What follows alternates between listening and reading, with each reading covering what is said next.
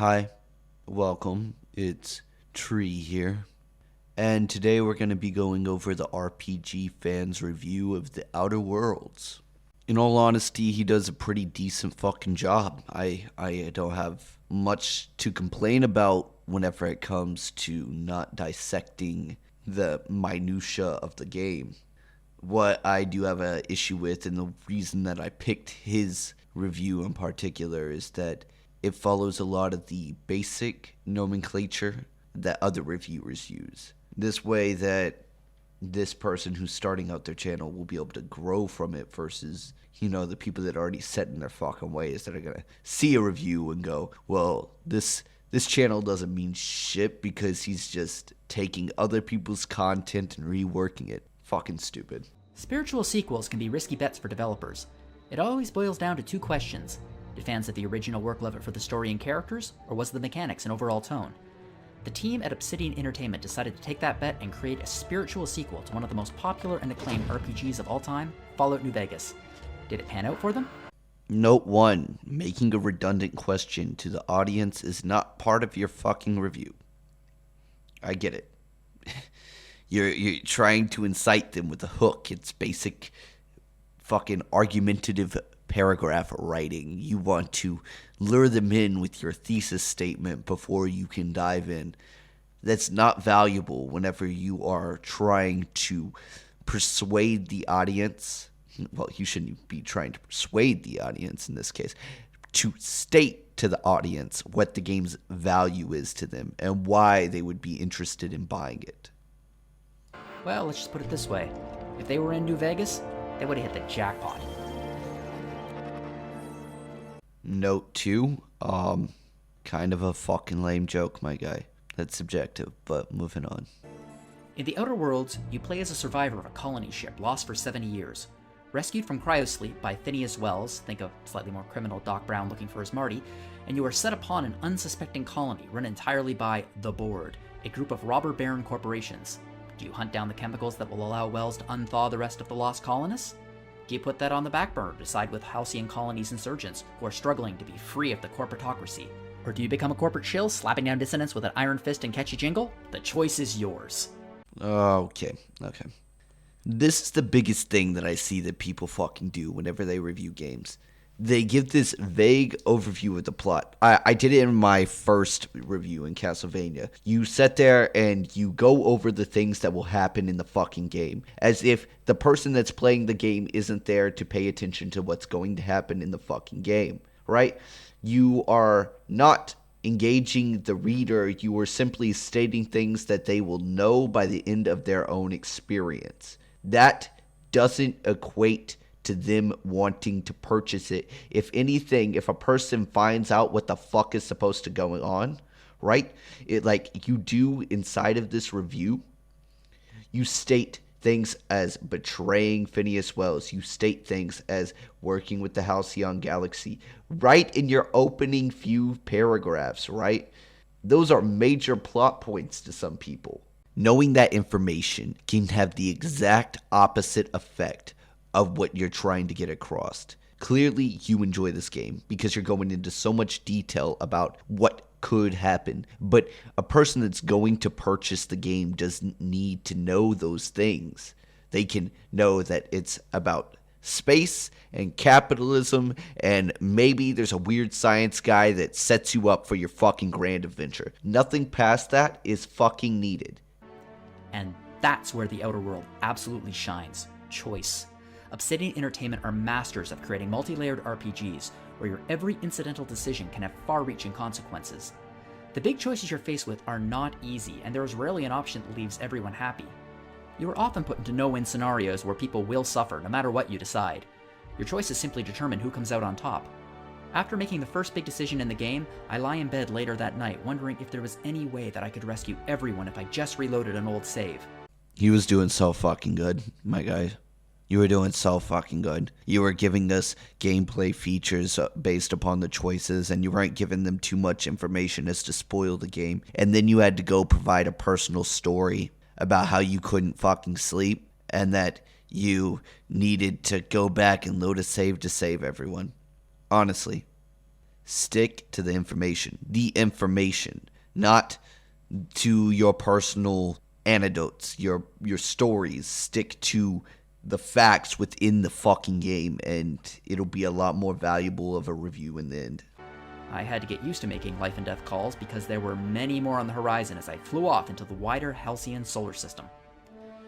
It's really impossible to talk about the Outer Worlds without mentioning Fallout New Vegas.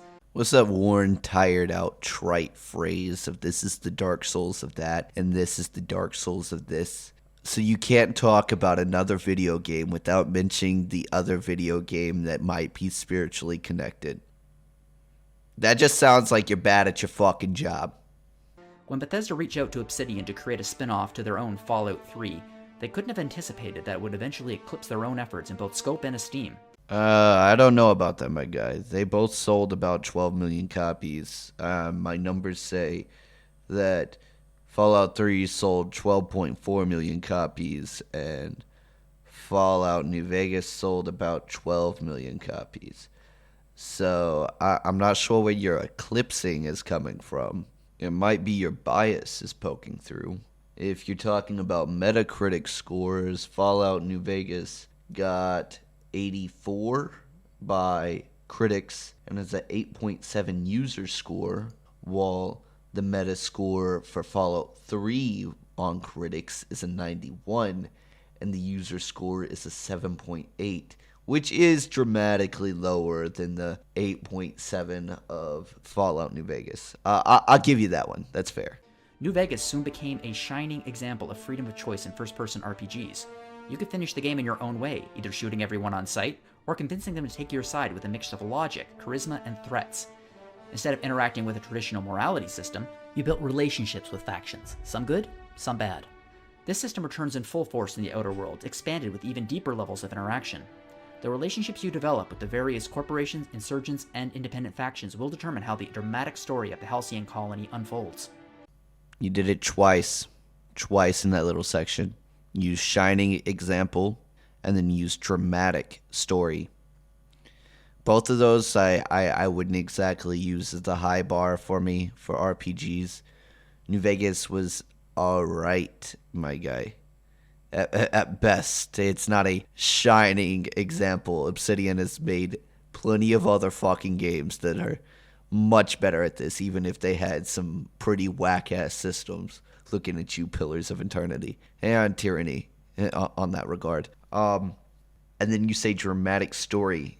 I would say that is another subjective take. While I myself got a decent bit of enjoyment and pleasure and some misery out of playing through this game, I would definitely not say that it is a dramatic story. It's kind of silly, and the writing is fucking fantastic, but definitely not drama-filled, if you catch my drift. In fact, many staples of the Fallout series are used to significant effect here. There are doors to break into, terminals to hack, and pockets to pick. A system similar to VATS called tactical time dilation appears, allowing your character to slow down time and target specific body parts of enemies. The exceptional environmental storytelling that is a hallmark of Fallout is also here, with abandoned colonies and tragic short stories littering the landscape. Alright, there has to be a better way for you to explain the Outer Worlds to somebody, rather than saying it's like Fallout but different. Because that's exactly what you fucking did. You know how many games have lockpicking? You know how many fucking games have logs and environmental storytelling? Is it like BioShock because it does both of those things? The only reason you're using Fallout as an example is because it was made by Obsidian and it follows within the same fucking vein. You can't describe the game on its own merits without using another game. That's very poor. That's very poor. The only issue really is the lack of audio logs. While the last iteration of Fallout 76, relied too much on them to tell its story, the Outer Worlds could have benefited from having some voice acting for some of its text-only audio transcripts on terminals. They may have been keeping silent for budgetary reasons, but it's a missed opportunity nevertheless. I have a question. Is it hard for you to read? I'm being really fucking honest here. Because if the reviewer can't... I don't get, right, how this contains any sort of value. You know, Obsidian has written fucking a shit ton of games. And Pillars of Eternity had to be patched to add voice acting in it originally. They are not strangers to the concept of giving you a fucking wall of text. And a lot of the terminals never are more than like a minor scroll down. Sure, you can click through like 3 logs, but it's not very much to fucking read. Like, really. You have an issue with the reading aspect of a fucking game, then you probably shouldn't be playing an RPG. You also shouldn't be reviewing an RPG. Also on display is a successor to Fallout's apocalyptic satire, updated for the 21st century. The entire Halcyon system is a rotting utopia, with life being choked by corporate ideology at every turn. To the board, a citizen is the same as an employee. Every company is governed by its own corporate ethos and driven by a sense of corporate patriotism. It's as if 10 companies like Fallout's Vault-Tec banded together and were given their own solar system to play with. The satire on consumerism and corporate ideology never feels overstated. In fact, the jingoistic marketing of these organizations makes this world feel all the more plausible and with strong parallels to our own. Like the best of Fallout, the satire is both on point and pitch black, leading to some very funny and dark moments throughout. A poor cashier permanently stuck inside a corporate mascot costume comes to mind. This is the reason why I picked your review, my guy. You do so well. You were doing so fucking well. And then you go into the humor and you describe it as pitch black and on point. What does that mean?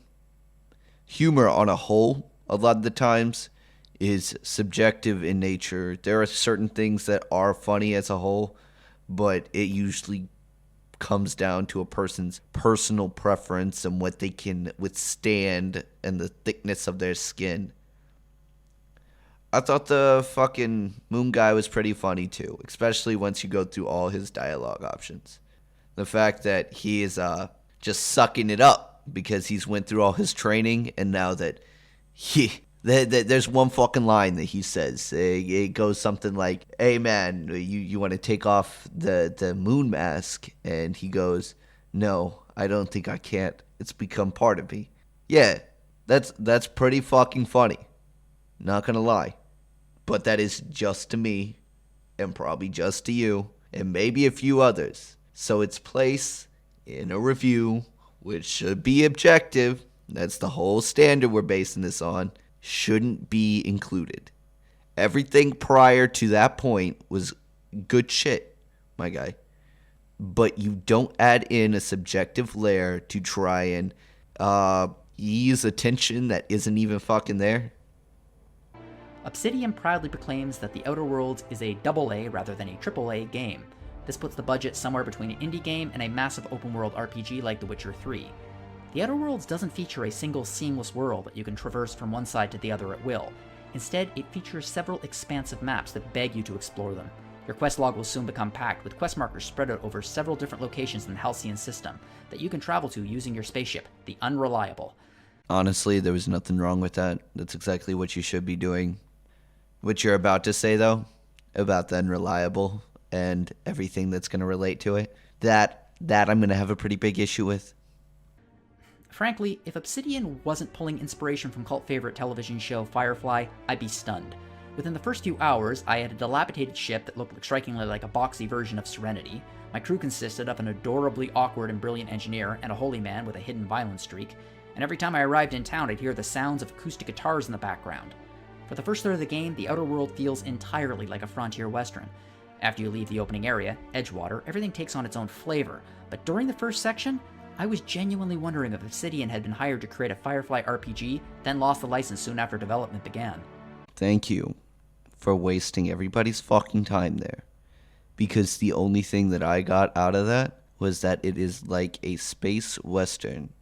I have never seen fucking Firefly. I have no idea what the hell you were talking about.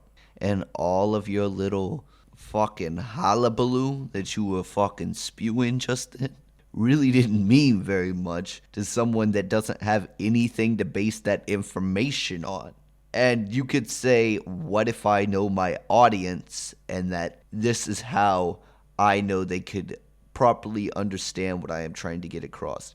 But I can't keep saying you because it sounds like a personal attack. What I am trying to say, what I'm trying to get across, is that you should be able to explain the game without referencing other things to get your point. If it is a spaghetti western in the first half before it moves on to the next, then just say that. I mean, frankly, whenever I got to Edgewater and was doing everything, I felt it was just backwater-esque. You're imagining that you're going in and you're a fish out of water. I was just trying to absorb as much information as possible, especially with the first few missions and whatnot, where they were explaining that you got to pay for your death dues and suicide as a corporate issue. Describe that capitalism is ingrained in every facet of their life. Explain that some people are afraid of technology and robots. Don't go, it might be like Firefly, because I don't know what the fuck Firefly is. And you should always treat your audience as someone as ignorant as that, because what if they don't know what it is, but they're interested in the game and they stumble across your review? You're just alienating an entire audience that you could have captured. Even though The Outer Worlds doesn't quite have the same vast lands as New Vegas, it still offers a truly intimidating number of gameplay and story choices. I barely even scratched the surface on my first playthrough. My sniper with a silver tongue and heart of gold took the path of the angels, but I certainly didn't have to. I could have betrayed Phineas Wells the first chance I got and tried to take over the entire colony for myself. Even at the end of the game, the choices I made in the first hour came back to hinder and haunt me. The Outer Worlds might not offer as massive a world as New Vegas, but its scope is considerably larger. You could play this game dozens of times and never have the same experience. A single run can take about a week, but the replay value here is off the charts. So give us some fucking details. Oh, wait. No. You rushed a review so that you could do a single playthrough and give us, some nominal information, am I fucking retarded? Information on your first playthrough. Did you do another one afterwards? Did you test to see how far you could push the boundaries? I do agree with you, don't get me wrong, because I did do 2 playthroughs, right? And I went from beating the game in about 25 hours to beating the game in about 3 to 4 hours. All because I wanted to see how hard I could direct path the fucking game once I knew how to beat it. So that was impressive that they gave me that variation in options. And I plan to do another playthrough too after I'm done doing what I'm going to be doing this week. But you don't provide anything of that sort. You simply just state it out there. You don't give any examples. And I'm not saying spoiler examples, but I could definitely say that I went into a space station and I was able to solve it 4 or 5 different ways of getting in and out of it. One of them being a disguise, the other being talking, shooting, sneaking. You didn't give me anything to work with. You simply just gave a vague, overarching statement. And you wasted a lot of time in your previous section going over things that wouldn't have mattered anyways. The gameplay is, as you might expect, a solid entry in the first-person RPG genre. Why would I expect that? What has Obsidian shown me to show that they have ever made a good first-person shooter? There's no shortage of weapon, armor, and items that you can loot and purchase, all delightfully branded by the corporations of Halcyon with helpful and hilarious marketing copy attached in the inventory screen. You can also find special science weapons hidden around the Halcyon colony. These range from shrink rays to mind control guns. They might not seem as viable as your usual sidearm, but when confronted with a massive alien beast trying to chow down on you and your companions, having a shrink ray can come in handy. Speaking of your companions, they are a key component of combat. You can choose their default stance, aggressive, passive, or defensive, but my advice would be to take them off aggressive as soon as possible, especially if you plan on any measure of stealth. When sent to aggressive, the slightest provocation has them rocketing to battle, with or without you. Once in battle, you can quickly select which enemies they should engage with using their regular or special attacks. If you aim at an enemy and pick a companion's special move, they will launch themselves at said foe with attacks that have effects and buffs, which can dramatically turn the tide of a fight. These attacks come with their own cutscenes, which are thankfully short enough that they don't become too annoying. Alright, that's a lot to unpack, and it's probably my fault for not probably cutting it into smaller sections for all of you. We'll start with the armor, which you call hilarious in the subtext, not really relevant. Once again, keep your humor out of the fucking review. Next step, you bring up science weapons. That's good. You break down the companion system and why the AI is trash. I didn't use companions once. Well, I tried to, and it just wasn't my cup of tea. They seem like interesting characters, in all honesty, but I'm not going to use something that seems like a broken fucking system. Also, you bring up that the cutscenes are annoying. What the fuck do you mean by that? I get where you're going, right? But what you could say is that the length of the cutscene interrupts the flow of gameplay, right? Because it does. Using their special abilities whatsoever and repeatedly using it, right, can cause so much disruption to your natural gameplay flow that it's not even worth fucking doing. It's like having the Kingdom Hearts 3 attraction spin things. It's fucking stupid, and it's better off just not dealing with it. Your companions also level up with you, providing key stats and abilities you might lack depending on your character's build. Don't have a head for medicine? Take Ellie, the freelance surgeon gun hand, with you. Unfortunately, the AI for both your companions and enemies isn't exactly groundbreaking. In fact, it's fairly easy to elude enemies by standing on a platform out of their reach, or simply closing the door and waiting. Having a guard discover a dead body, then return to their parole route after 30 seconds of searching is something that we really should be beyond now in terms of the gameplay. You're right. Yeah, you're fucking right. I mean, there's no way to dance around it. But I understand that you're still sugarcoating the fucking game and not diving into that point further. The Outer Worlds isn't likely to win any awards for its graphics, but it certainly should for its design. Each alien world feels distinct with its own flora and fauna, including lots of imaginative monsters with big teeth trying to eat you. Right, yeah, this is super fucking nitpicky, but there is only like 1, 2, 3, 4, 5 separate wild species that you can encounter. So I don't know where he's getting this fucking crazy number of species that you can meet. I mean, they each have their own subspecies and classes like that, but there's 5. There's 5, including the cysty pigs. Loading screens present anatomy charts that are hand-drawn in a 19th century style, displaying each animal's skeletal structure, internal organs, and reproductive cycles. This makes them feel like real creatures, discovered and dissected by pioneering naturalists. While the music didn't blow me away, it is well written, nothing overly memorable, the voice acting did. On the whole, characters shine with personality and depth, with only an occasional awkward performance. Your companions are delightful, and no one feels redundant. I was especially fond of Ada, your ship's possibly sentient nav computer. Her snarky comments every time I re-entered the ship, along with her barely restrained contempt of my crew, never failed to make me smile. Your ace engineer, Pavarti Holcomb, is one of the most adorable characters I've ever come across, and her wide-eyed wonder and gigantic hammer almost always made her a welcome member of my party. My next biggest nitpick for reviews: the fact that all of that shit you just said about the characters was subjective as fuck. You didn't bring up how well written they are. You didn't bring up the consistency of their characters. You talked about how adorable and fun and how they made you smile. And it's great when writing can make you feel things. Really, truly it is. But it doesn't give a goddamn fuck if it isn't quantifiable for your review. Not every person is going to be like you. Not every person is going to talk to Pavarti. Not every person is going to interact with Ada. You can't sell your review based on the characters as they made me feel this, when you could just give fucking examples of certain things that characters have said. It's not that difficult to take some fucking notes, really. Like, what's something off the top of my head? The adjudicant, the person in charge of enforcing things throughout the entire colony.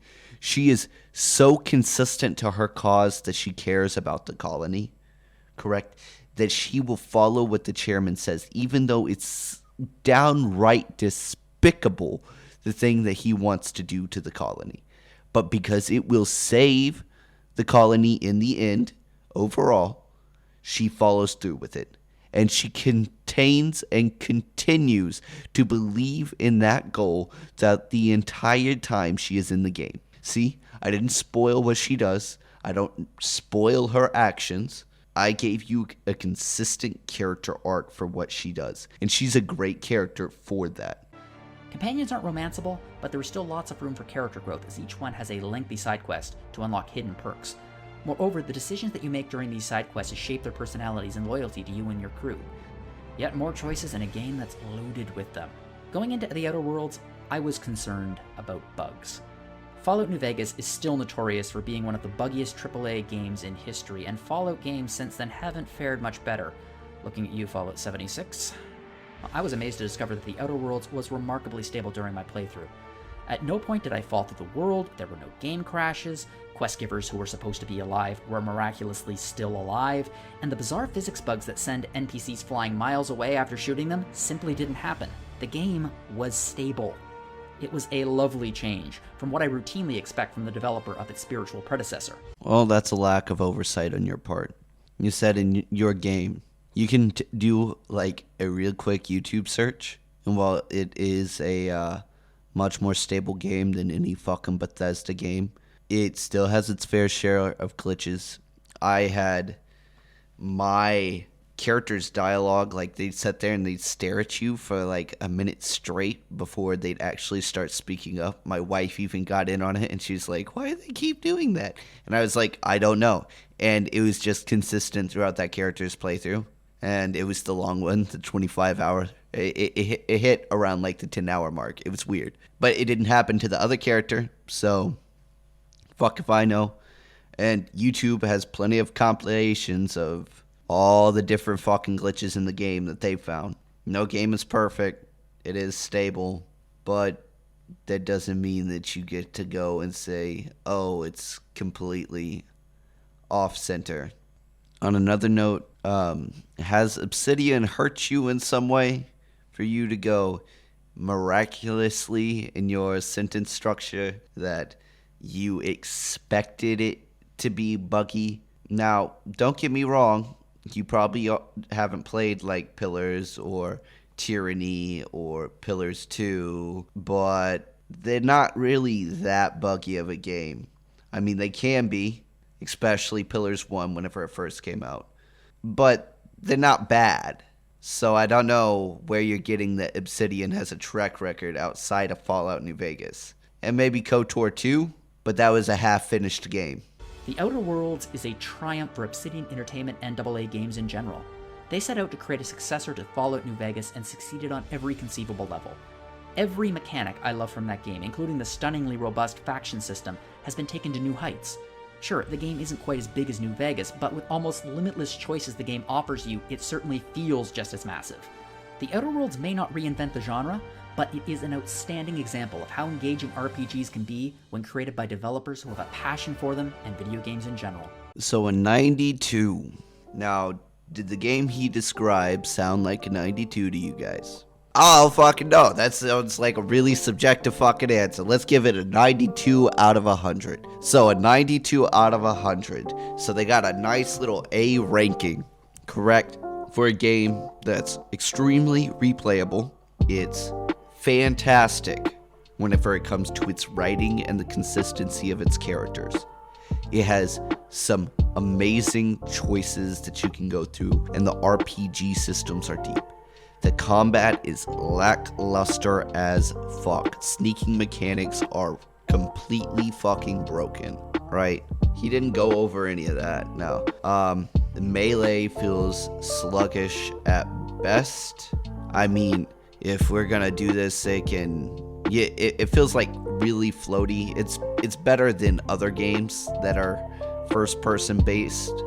I hate to do the comparison, but, well, Fallout, but this isn't an official review. It's better than fucking Fallout, and it's better than Skyrim's feelings. A 92? Man, fuck that noise. The game is good, is what I would say. The game is good. And if you're into RPGs, then by all fucking means, it's probably an RPG you should play. You're not going to be sitting there doing massive amounts of combat if you came in here to play through a story and pick a role. And if your role is to be that gunslinger type, know that you're probably just going to walk through the fucking game, even on supernova difficulty. This has been a Tree Talks review of a review for the first time. Leave a like, branch on down to the comment section, and plant some roots on this channel by hitting that subscribe button. Till next time.